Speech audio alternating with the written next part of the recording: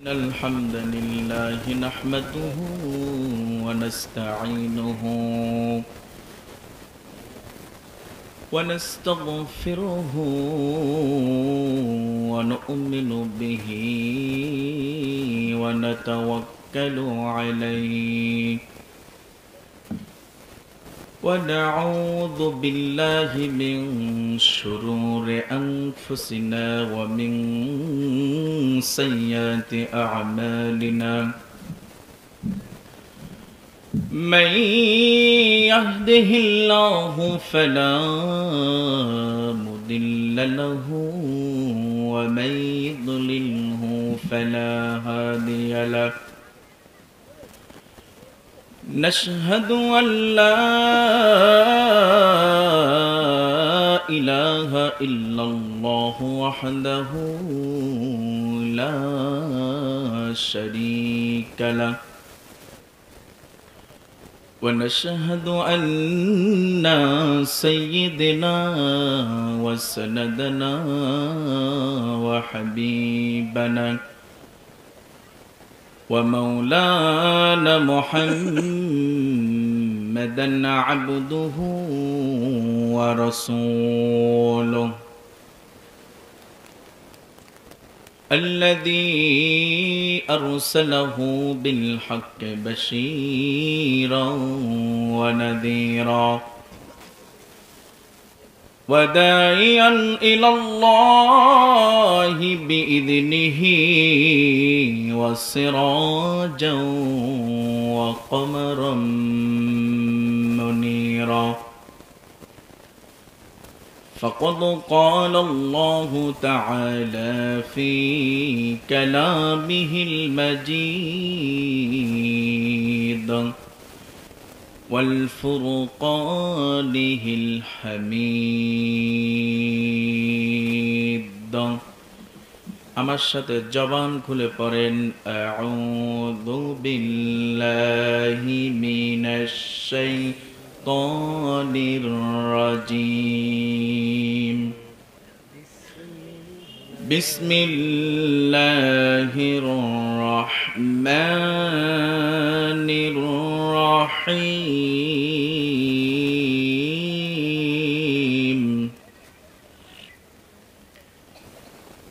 وَلَنَبْلُوَنَّكُمْ مِنَ الْخَوْفِ وَالْجُوعِ وَنَقْصٍ مِنَ الْأَمْوَالِ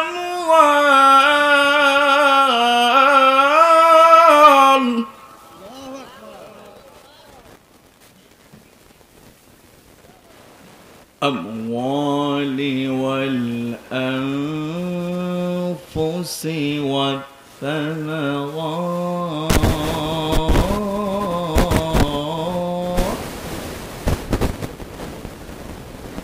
وبشر الصابرين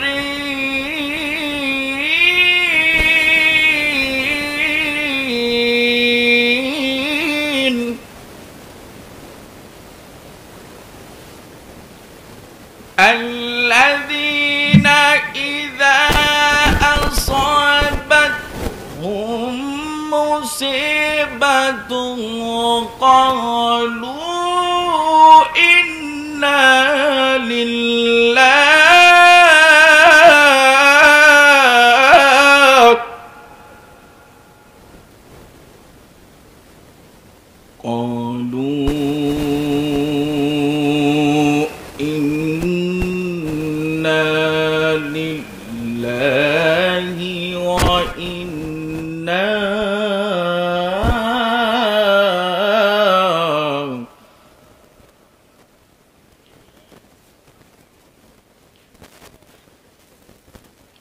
إنا لله وإنا إليه راجعون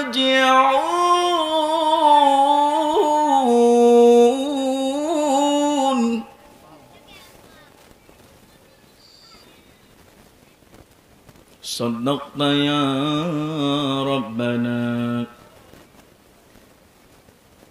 وعن ابن عمر رضي الله تعالى عنه قال قال النبي صلى الله عليه وسلم تركت فيكم أمرين لن تضلوا ما تمسكتم بهما كتاب الله وسنة نبيا إن الله وملائكته يصلون على النبي يا أيها الذين آمنوا صلوا عليه وسلموا تسليما اللهم صل على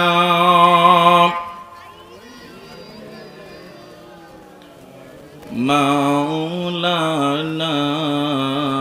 محمد وعلى آله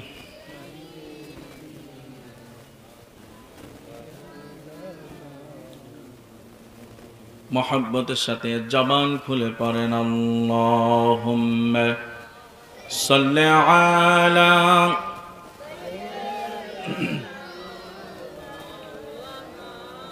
मुहम्मद व अला आलि सय्यिदिना शफीइना दो खुदा दां আমায়াবার ওমর দরজ দিল দাও খোদা দাও আমায়াবার ওমর দরজ দিল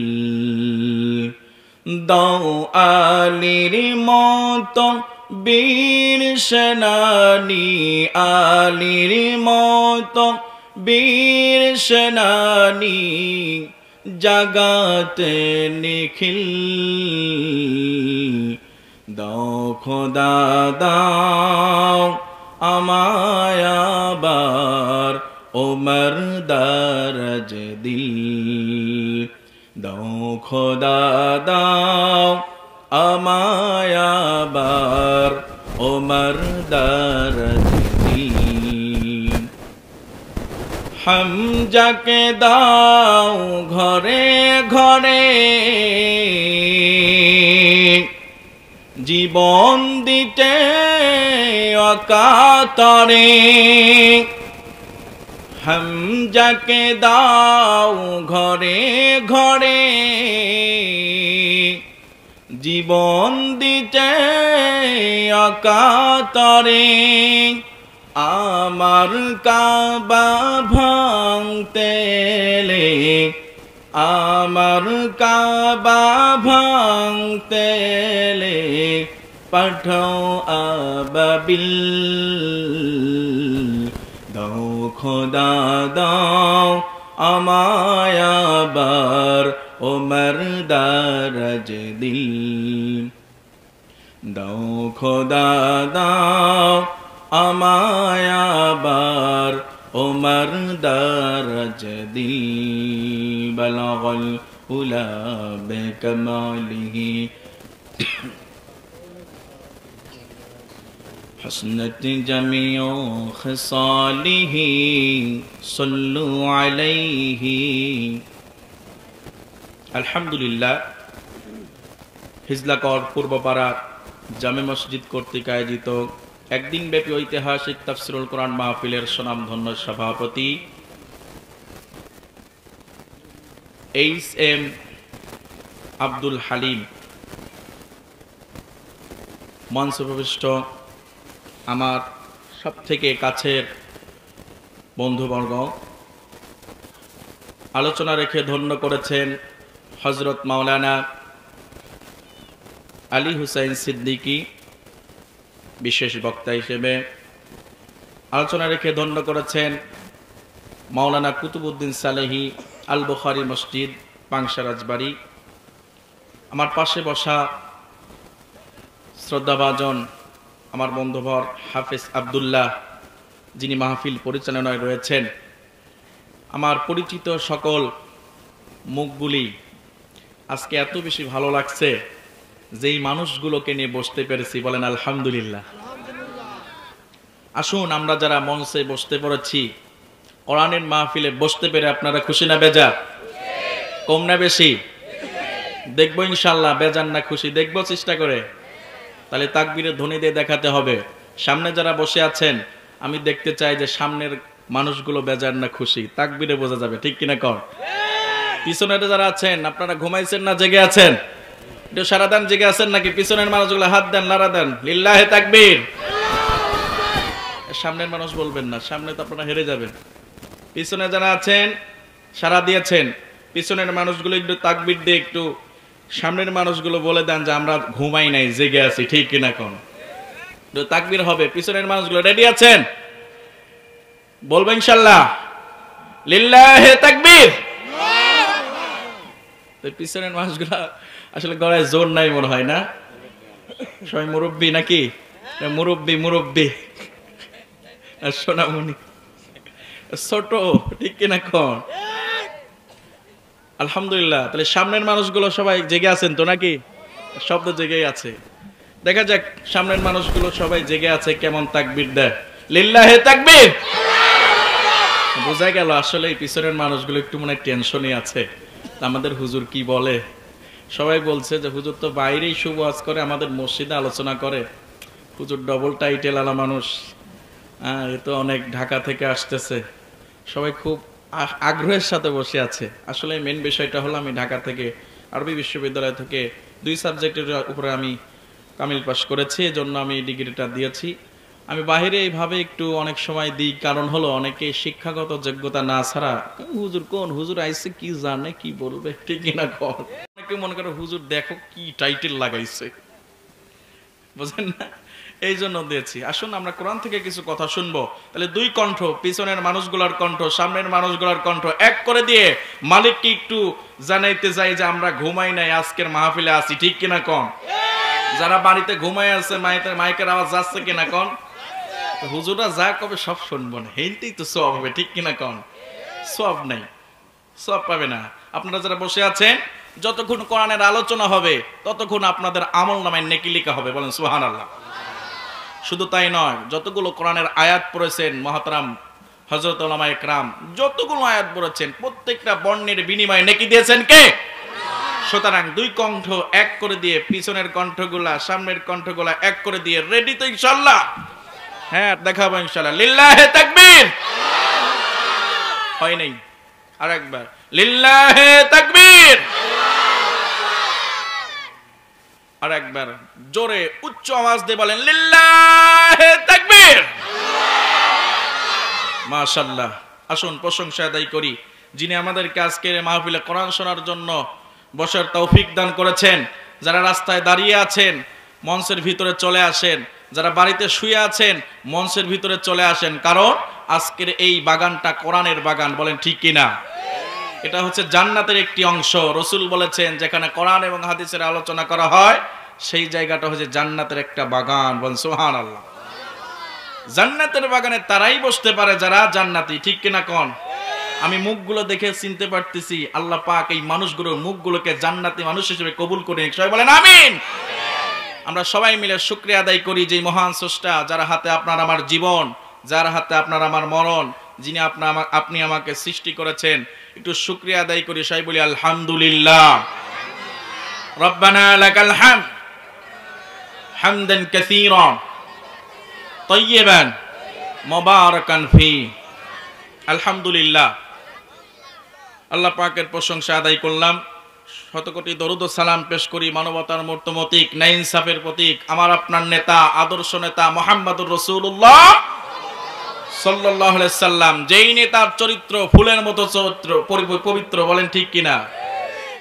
যেই নেতার চরিত্র ফুলের মতো পবিত্র একমাত্র বিশ্বনবী মুহাম্মদ সাল্লাল্লাহু আলাইহি সাল্লাম, এই নেতাকেই ফুলের মতো পবিত্র বলা যাবে, বলেন ঠিক কিনা? বাকি যত নেতা আছে আমার নেতার চরিত্র ফুলের মতো পবিত্র, বলেন না নাউজুবিল্লাহ। দেখা গেল সেই নেতা পরকীয়ায় লিপ্ত আছে, চিল্লাকন ঠিক কিনা? ওই নেতা ফুলের মতো পবিত্র হতে পারে? যেমন এমন একজন নেতা ছিলেন যিনি রাতের বেলায় খোঁজ নিতেন এবং দিনের বেলায় মানুষের দুঃখ দুর্দশায় পাশে গিয়ে দাঁড়াতেন, বলেন ঠিক কিনা? তিনি হচ্ছেন মুহাম্মদুর রাসূলুল্লাহ সাল্লাল্লাহু আলাইহি সাল্লাম। সেই নবীর উম্মত হতে পেরে খুশি না বেজার? আলহামদুলিল্লাহ। আল্লাহ পাক সেই নবীর প্রতি আমাদের মন থেকে, হৃদয় থেকে একটিবার দরুদ ও সালাম পেশ করি। সবাই বলে জনাবে মুহাম্মদ রাসূলুল্লাহ সাল্লাল্লাহু আলাইহি সাল্লাম। মুআজ্জাজ মুহতারাম, আমি আপনাদের পরিচিত মুখ, দীর্ঘ সময় নিব না। যিনি বাহিরের মেহমান আসছেন তিনি অনেকক্ষণ আলোচনা করবেন। শুধুমাত্র আপনাদের সামনে আমি বসেছি কয়েকটা উদ্দেশ্য নিয়ে। একটা উদ্দেশ্য হলো আল্লাহ পাক যেন আমরা যারা এখানে বসেছি, আমাদের মঈমুরব্বী যারা কবরে, আমরা তাদের জন্য দোয়া করব, ঠিক কিনা কোন? প্রথম যখন বলেছিলাম যে আমরা এই মঈমুরব্বীদের দোয়া করার জন্য একটু বসবো, এই জন্য বসতে পেরেছি। খুশি হন নাই? কে কে খুশি? কে কে খুশি না হাত তোলেন তো দেখি। বোঝে নাই, ঠিক কিনা কোন? আমরা সবাই খুশি, একটু হাত তুলে দেখেন। লিল্লাহে তাকবীর। আল্লাহ এই হাতগুলোকে তুমি দেখে নাও, এরা সবাই তোমার কোরআন শুনতে এসে কি খুশি। খুশিতে আটখানা। আল্লাহ তুমি জান্নাত তো দিও আটখানা, বলেন না ঠিক কিনা? আল্লাহ কবুল করুক, বলেন আমিন। আমরা আজকে আলোচনা শুনবো সূরাতুল বাকারার 155 নাম্বার আয়াত। কয় নাম্বার আয়াত? 155 নাম্বার আয়াত। ভূমিকা ছাড়া আলোচনা, অল্প সময়ের মধ্যে আলোচনা শুনিয়ে আমরা কালেকশনের দিকে যাব। রাজি আছেন সবাই? কোরআনের মাহফিলে মসজিদে ছাদ হবে ইনশাআল্লাহ। আপনাদের জুমার নামাজে আসেন, জায়গা হয় না। আগেই আমি প্রশ্নের হেডিং দিয়ে রাখলাম, ঠিক কিনা কোন?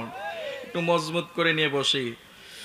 আল্লাহ পাক বলেন, ওয়ালানাবলুওয়ান্নাকুম বিশাইইম মিনাল খাউফি ওয়াল জু'i ওয়া নাকসিম মিনাল আমওয়ালি ওয়াল আনফুসি ওয়াত থামারাত ওয়া বাশশিরিস সাবিরিন।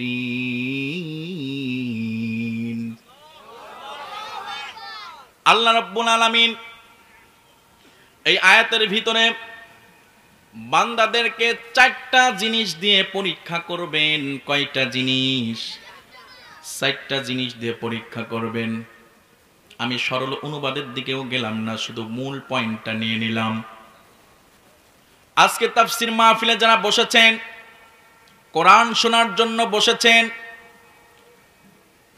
একটু আপনাদেরকে জানিয়ে দেই, কোরআনের মর্যাদায় যারা বসেছেন, আল্লাহ পাক আপনাদের সম্মানটা কতটা বাড়ায়া দিবেন, এইটুকুন একটু বলে আলোচনার দিকে যাই।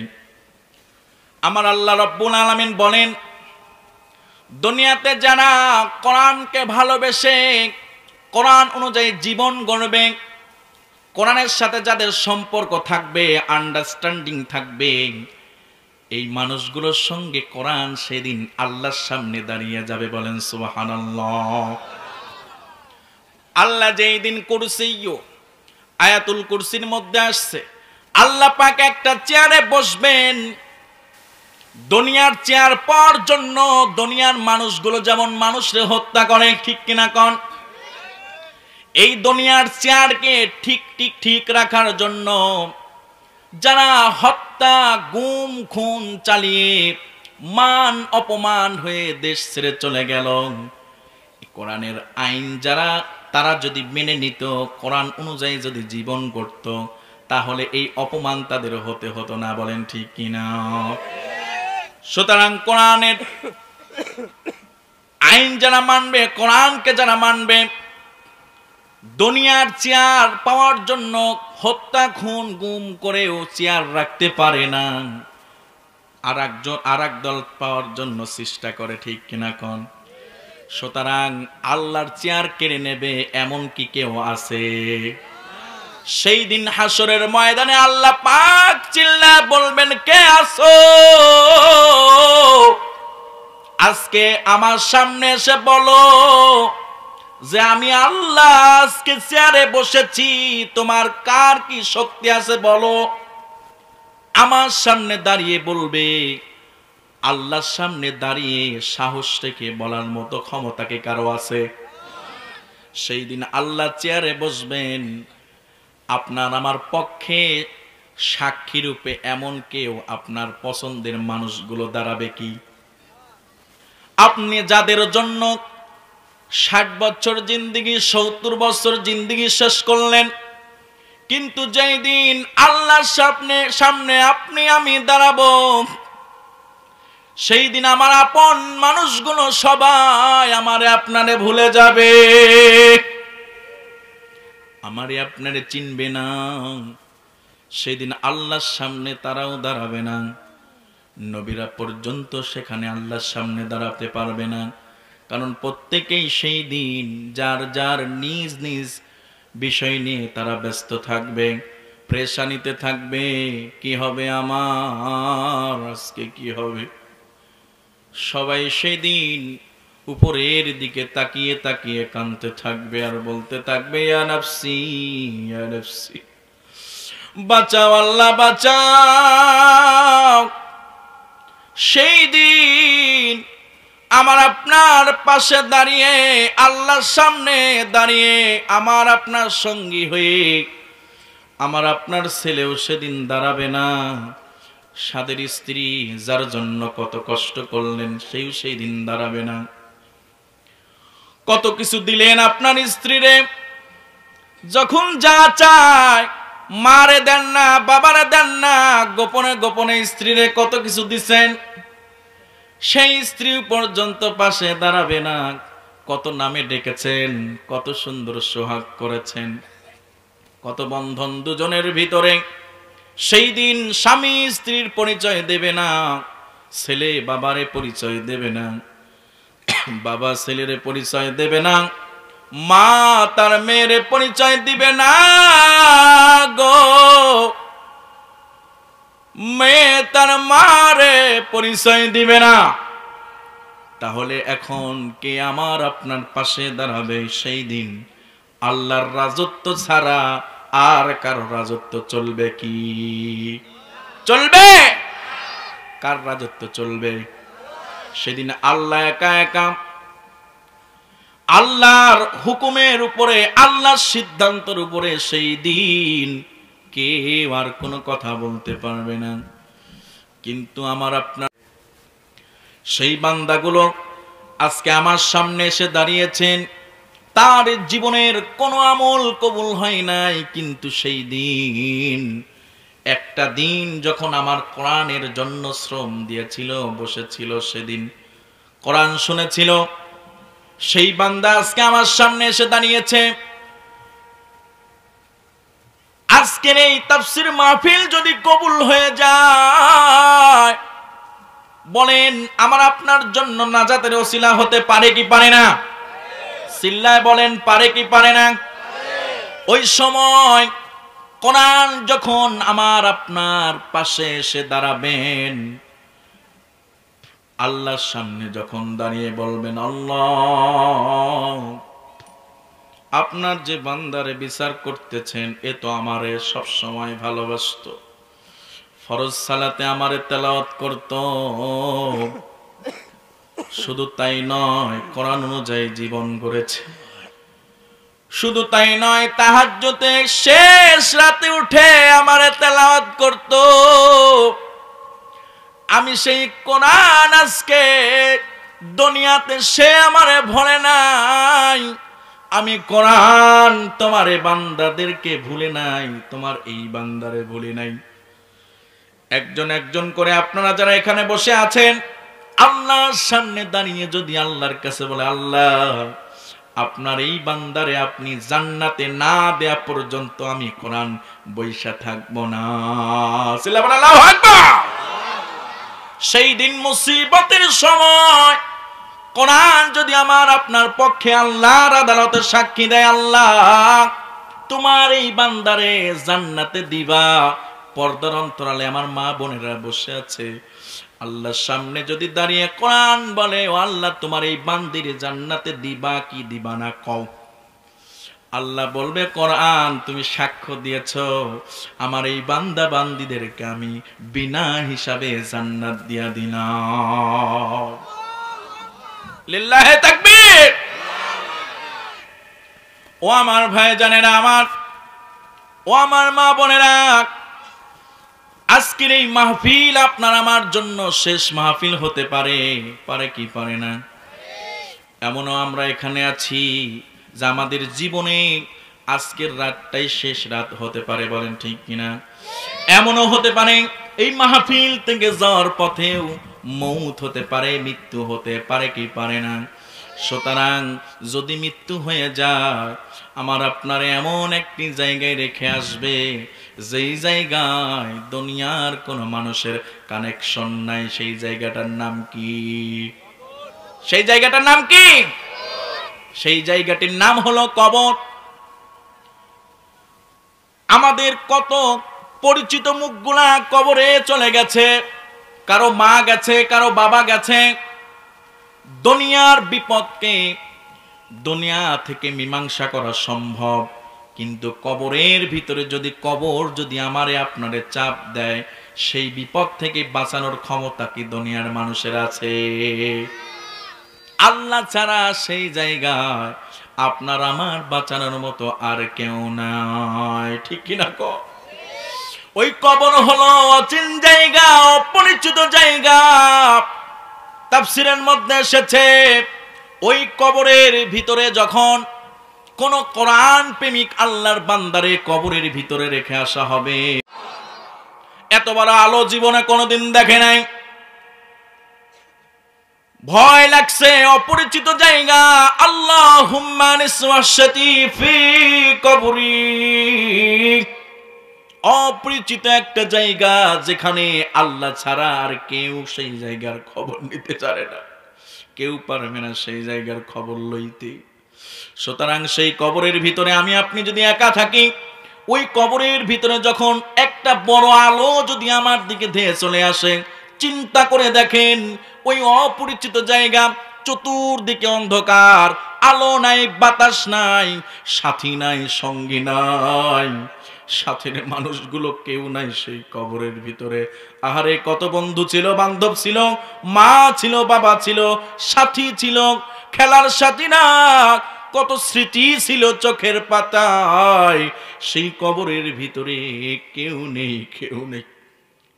সেখানে যখন আমারে আপনারে রেখে আসবেন, আর যদি সেই জায়গায় এরকম বড় একটি আলো যদি সামনের দিকে চলে আসে, চিন্তা করে দেখেন কেমন লাগতে পারে।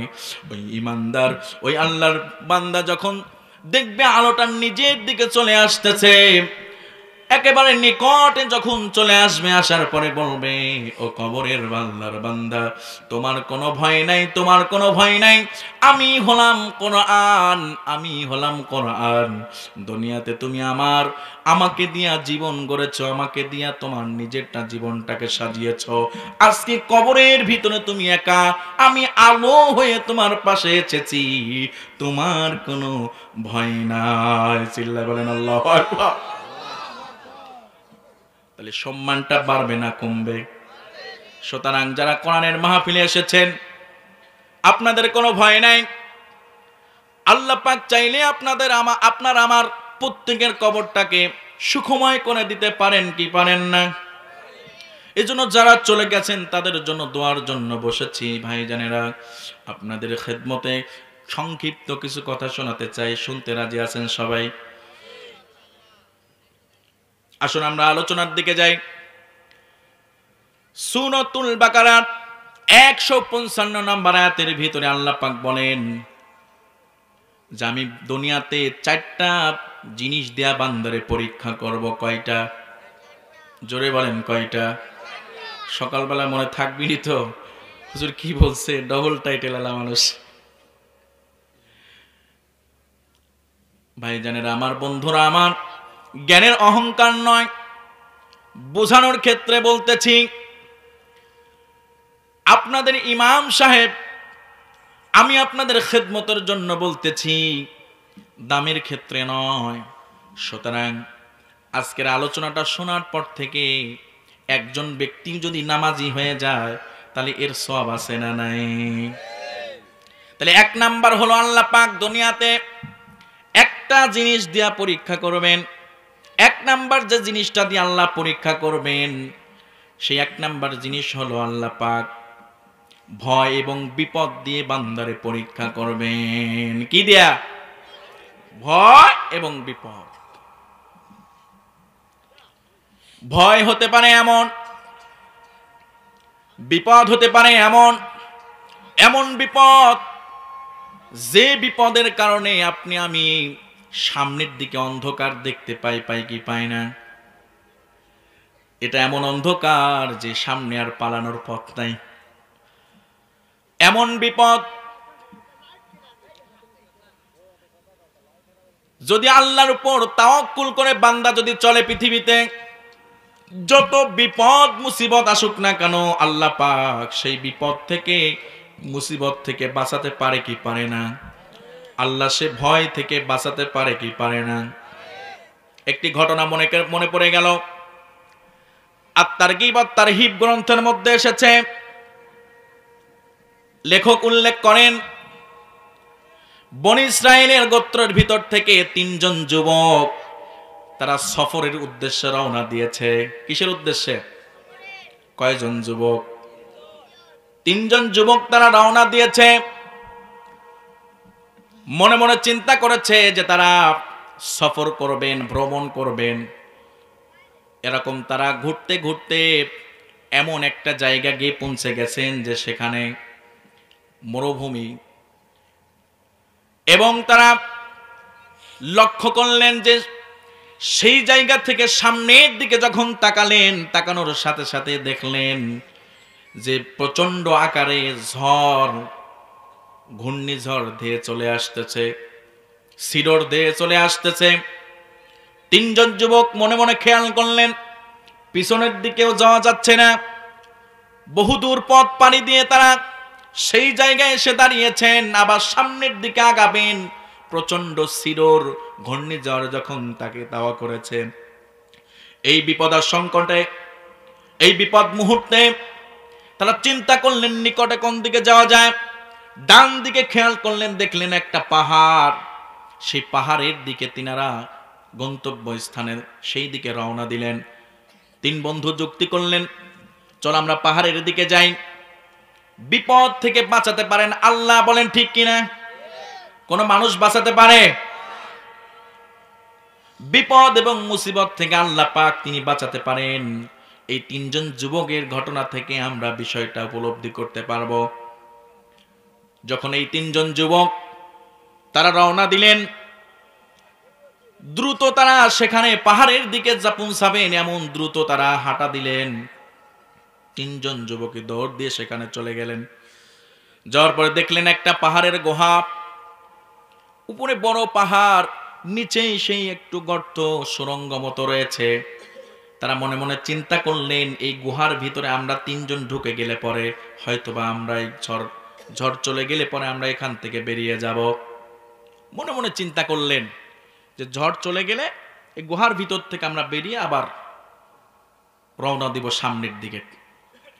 এবার যখন 3 জন যুবক সেই গর্তের মধ্যে প্রবেশ করলেন, গুহার মধ্যে প্রবেশ করলেন, প্রবেশ করার সঙ্গে সঙ্গে উপর থেকে একটা পাথর এসে সেই গুহার উপরে পড়ে গেল। এত বড় বড় পাথর যে পাথরটা 3 জন যুবক মিলে সরানোর ক্ষমতা নাই। 3 জন যুবক যখন ওই গুহার মধ্যে আটকে পড়ে গেল, সঙ্গে সঙ্গে তারা চিন্তায় পড়ে গেল, পেরেশানিতে পড়ে গেল, ভয়ে ভীতু হয়ে গেলেন। কি হয়ে গেল? আশ্চর্য, আমরা নিজেদের প্রাণ বাঁচানোর জন্য আশ্রয় নিলাম, এখন দেখতেছি যে আমাদের 3 জনের জীবনই তো এখন যায়। ঠিক কিনা কর? আমি সুন্দরবনে বেড়াতে গিয়েছিলাম। আলহামদুলিল্লাহ, সিলেট বাদে প্রায় সব জায়গায় ঘুরেছি, আলহামদুলিল্লাহ বলে। ওখানে ঘুরতে গিয়ে 2 জন সাথী, আমি 3 জন মিলে আমরা একটা ছোট্ট পথ দিয়ে ঢুকে পড়েছি। বহুত বানর, সেখানে কিচির মিচির আওয়াজ হচ্ছে। হঠাৎ করে কুমিরের আওয়াজ, আমরা খুব ভয় পেয়ে গেলাম। পিছনে দ্রুত আমরা দৌড় দিয়ে চলে আসলাম। আমরা 3 জন। তাহলে চিন্তা করেছেন কি সেখানে কি অবস্থা হতে পারে? তাহলে ভয় যেখানে একবার আমরা পাই, তখন কি মনের ভিতরে কেমন লাগে? ভীতু হয়ে যায় না? ভীতু হয়ে যায়। এরকম একটা ভয়। আর এই ভয়টা হচ্ছে পার্থক্য আছে, এখানে জীবন নাশের অবস্থা খারাপ।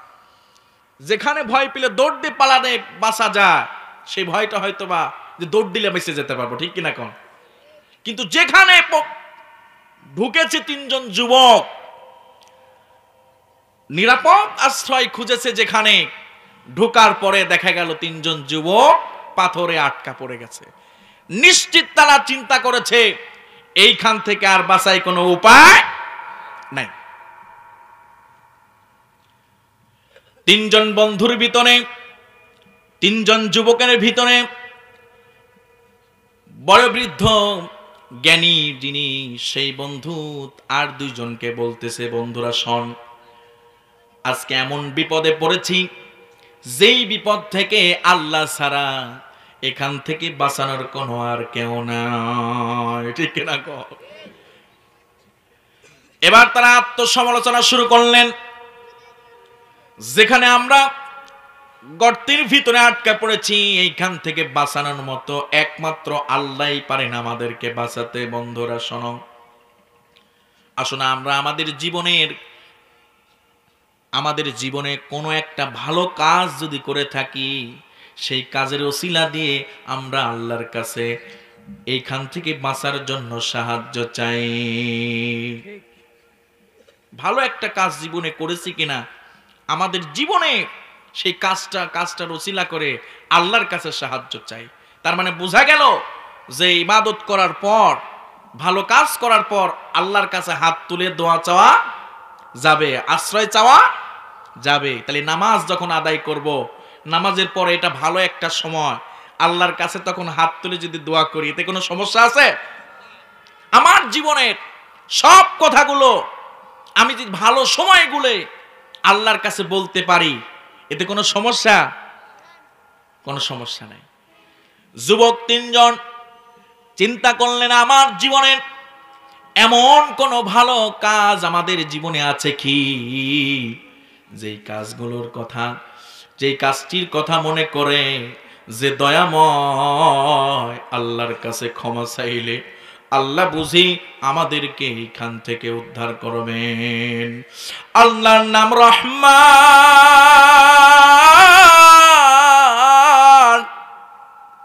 আল্লাহর নাম হলো রহিম। যেই দিন পশ্চিম দিক থেকে সূর্য উঠে যাবে, সেই দিন আর এই রহিম আর থাকবে না। যেই দিন পশ্চিম দিক থেকে সূর্য উঠবে, রহমান নামের দয়ার থাকবে না। গভীর কান লাগিয়ে শোনেন, এই তিনজন যুবক মনে মনে আত্মসমালোচনা করলো আর বলল, একজন একজন করে আমরা আল্লাহর কাছে দুহাত তুলে কেঁদে কেঁদে বলবো, আল্লাহ আমাকে এই কাজের ওসিলায় মাফ করে দাও। প্রথমে একজন আল্লাহর কাছে নিজের জীবনের একটা ভালো কাজের কথা তিনি স্মরণ করলেন। এক নাম্বার যুবক মনে মনে চিন্তা করলেন, তার জীবনে কোনো ভালো কাজ আছে কি? যুবকটি মনে মনে খেয়াল করে তিনি জানতে পারলেন তার জীবনের একটা ভালো কাজ আছে। সেই কাজটা হলো, তার একটা চাচাতো বোন ছিল, রূপে গুণে সুন্দরী। চাচার কোনো অর্থ ছিল না, টাকা ছিল না, অভাব ছিল। মাঝে মাঝে চাচাতো বোন চাচাতো ভাইয়ের কাছে এসে বলতো, ভাই আমাদের কিছু টাকা দাও, অর্থ দাও, খাবারের ব্যবস্থা করো, আমরা তো আর চলতে পারতেছি না। ওই চাচাতো বোন তার দিকে তাকিয়ে চাচাতো ভাই বলতো, টাকা দিতে রাজি আছি, তোমার যে চেহারা, তোমার যে সৌন্দর্য, তোমার যে রূপ, এই যৌবনের আগুনে একদিন আমি মিলিত হতে চাই। যদি রাজি থাকো তাহলে পরে তোমারে টাকা দেব। চাচাতো বোন বলল, ভাই ঠিক আছে, রাজি আছি, কবে, কোন সময়, কখন আসতে হবে ভাই আপনি বলেন। তখন ওই চাচাতো ভাই বলল, ঠিক আছে, অমুক দিন তুমি সময় করে এসো। ঠিক টাইম ওই চাচাতো বোন সেজে গুজে সেই দিনে এসেছে, স্বাস্থ্য ভাইও সেই দিন রেডি, দুজনে একাকিত্ব মিলিত হবে এমন একটি জায়গা তারা বেছে নিয়েছেন। ঘটনা সংক্ষেপ করি, এবং দুজনের ভিতরে কামবাব উত্তেজনা। এমন মুহূর্তে বোনটি বলে উঠতেছে, ভাই শোনো, আমরা এখানে আছি, আমাদের কি কেউ দেখতেছে না? ভাই বলতেছেন, না, এমন একটি জায়গায় এসেছি যেখানে তুমি আর আমি ছাড়া আর কেউ নয়। বোন বলতেছে, না ভাই, তোমার কথাটা আমি মেনে নিতে পারছি না, একটু চিন্তা করে দেখো তোমারে আমারে কেউ দেখছে কিনা। অবশ্যই তোমারে আমারে দেখতেছেন, তিনি আর কেউ নয়, তিনি হলো তোমার আর আমার স্রষ্টা আল্লাহ। তুমি আমি যদি একাকিত্ব মিলিত হই, পৃথিবীর কেউ যদি না দেখে, দেখে কে? ও আমার যুবক ভাইরা, কান লাগায়া শোনেন, এই ঘটনা থেকে চিন্তা করে দেখেন, কত মানুষ আমরা এইভাবে পাপ কাজের সঙ্গে জড়িত আছি, কত অন্যায়ের সঙ্গে জড়িত আছি। এই যুবক তখন চিন্তা করে দেখলেন, সত্যি তো আমার মালিক আমারে দেখতেছেন। যুবক সেইখান থেকে ফিরে চলে আসলেন। ফিরে আসার পরে গভীর চিন্তায় মগ্ন হয়ে গেলেন, তওবা করলেন, সেই কাজটা করলেন না, জিনা থেকে বিরত থাকলেন। এবার যুবকটি আল্লাহর কাছে বলতেছেন, আল্লাহ, ওগো মালিক, আমি যে সেই দিন আমার স্বাস্থ্য বোনের সঙ্গে মিলিত হইতে গিয়া, সেই সময়ে ওই মুহূর্তে আমার বোন যখন আমারে তোমার কথা স্মরণ করিয়ে দিল, সঙ্গে সঙ্গে আমি জিনা না করে যে ফিরে এসেছিলাম, আল্লাহ, এই ফিরে আসাটা যদি আপনার কাছে যদি ভালো লেগে থাকে, আল্লাহ আপনি মেহেরবানি করে এই গুহার মুখ থেকে পাথরটা একটু সরাইয়া দেন। আল্লাহু আকবার। আল্লাহ পাকের এই অনুশোচনাটা অনেক ভালো লেগেছে, ওই পাথরটা একটু সরে গিয়েছে, বলেন না সুবহানাল্লাহ। এবার যুবক ওই দুই বন্ধুরে বলছে, বন্ধুরে শোনো শোনো, আমাদের দোয়া আল্লাহ কবুল করেছেন। আল্লাহু আকবার। এবার বাকি দুইজন চিন্তা করল, আমাদের জীবনে কারো কোনো ভালো কাজ আছে কি? এবার দুই নাম্বার যুবক চিন্তা করলেন, আমাদের জীবনে, আমার জীবনে কি ভালো কাজ আছে? আত্মসমালোচনা করতে গিয়ে ধরা পড়ল। দুই নাম্বার যুবক চিন্তা করে দেখলো, আমারও একটা ভালো কাজ আছে, যেই কাজটা আল্লাহর কাছে হয়তো বা প্রিয় হতে পারে। খুব কান লাগান যুবক ভাইরা আমার, গভীর মনোযোগ দিয়ে শোনেন। এবার ওই দুই নাম্বার যুবক বলতেছে, আল্লাহ, আমি যেই ভালো কাজটা করতাম, যেই কাজটা আমি নিজে করেছি, আমার মনে হয় এটা আমার ভালো লেগেছে, মালিক তোমার কাছেও ভালো লাগতে পারে। আমি সারাটা দিন ছাগল চড়াইতাম, সারাদিন বকরির পাল নিয়ে মাঠে মাঠে আমি ঘুরে ঘুরে যখন বকরির পাল চড়াইতাম, এবং দিন শেষে যখন বাড়িতে আসতাম, আমি সেই দিন শেষে বাড়িতে এসে আমি সেই বকরির পাল থেকে আমি দুধ দহন করে সেই দুধ সর্বপ্রথম আমি নিজে হাতে জ্বালাইতাম, জ্বালাই আমার ছেলেরে খাওয়াইতাম না, আমার ওয়াইফকে দিতাম না, স্ত্রীকে দিতাম না, সর্বপ্রথম আমার ঘরের ভিতরে আমার যে বৃদ্ধা মা ছিল, সেই মারে আমি সর্বপ্রথম রাতে আমি আমার মারে আমি নিজে হাতে দুধ জ্বালাইয়া খাওয়াইতাম। আল্লাহু আকবার। এখানে অনেক ভাইরা আছেন, অনেকের মা নাই, অনেকের বাবা নাই, অন্ধকার গহীন কবরে মা চলে গেছে, বাবা চলে গেছে। গভীর কান লাগায় শোনেন, মা যে কত আপন, মা যে কত মহব্বতের জিনিস। এই যুবকটি যখন এই কথাটা অনুশোচনা করল, নিজে হাতে আমি আমার মারে দুধ খাওয়াইয়া দিতাম। এমন ওখানে সন্তান আছেন, একটু চিন্তা করেন যে আমার মা আমার আপনার জন্য কত বড় ভূমিকা রেখেছেন। এই যে শীতের রাত, কনকনে শীত, আমি যখন ছোট্ট, আমার মা আমারে এই লেপের ভিতরে রেখেছেন। এই শীতের ভিতরে আমি আপনি ডান পাশে যখন মা ঘুমায়েছেন, আমারে আপনারে ডান দিকে পেশাব করে দিয়েছি, বাম দিকে মা আবার আমারে রেখেছে, বাম দিকে পেশাব করে দিয়েছি। আমার আপনার মা, আমার আপনার দুঃখী মা আমারে আপনারে বুকের উপর নিয়া সারাটা রাত কাটিয়ে দিয়েছে, এর নাম হলো মা। ঠিক কিনা কর? এমন সন্তান আছে মারে ভাত দেয় না, মারে দেখতে পারে না। আহারে, কোন অথভাগা সন্তান মারে কষ্ট দেয়, মারে আঘাত দেয়, আমার বুঝে আসে না। আমি আপনি যখন মায়ের পেটের ভিতরে থেকেছি, এই জনম দুঃখী মা পেটের ভিতরে আমারে আপনারে রাখার পরে একদিন নয়, 2 দিন নয়, 10 মাস 10 দিন যখন পেটের ভিতরে মা রেখেছেন, এই মা 2টা ইট যদি আমি আপনি পেটের উপরে বেঁধে রাখি, কয়দিন রাখতে পারবো? এই মা 10 মাস 10 দিন পেটের ভিতরে আমারে আপনারে যখন রেখেছেন, এই জনম দুঃখী মা, সেই মা কিন্তু কোনো ঝামেলা মনে করে নাই।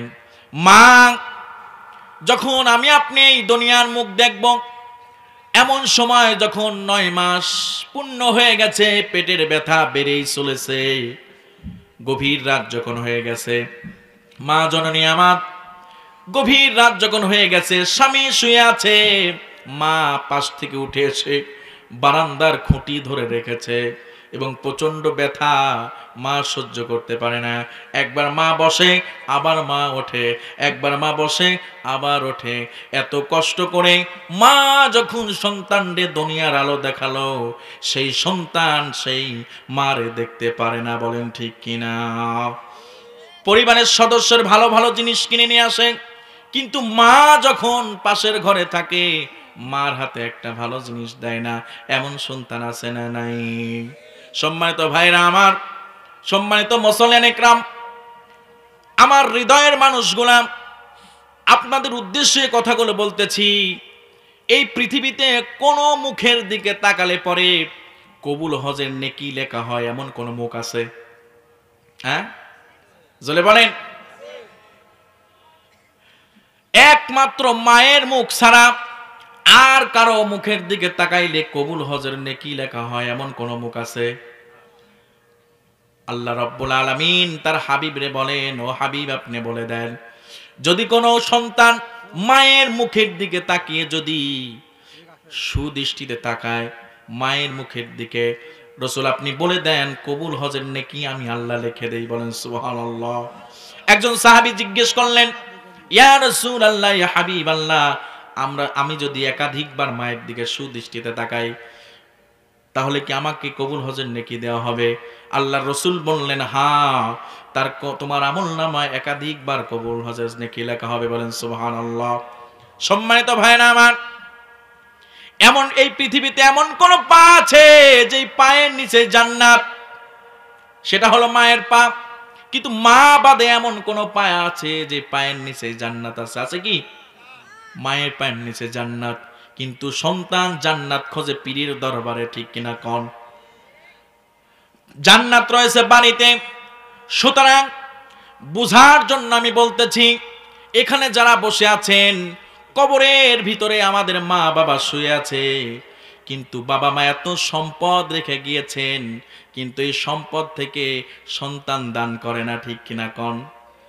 সন্তান নামাজ পড়ে দোয়া করে না, অথচ আল্লাহ পাক শিখিয়ে দিলেন মা বাবার জন্য সন্তান প্রতি নামাজে এবং প্রতি ইবাদতের পরে দোয়া করবে, রব্বিরহামহুমা কামা রব্বায়ানি সগীরা। আমার সাথে বলেন, রব্বিরহামহুমা কামা রব্বায়ানি সগীরা।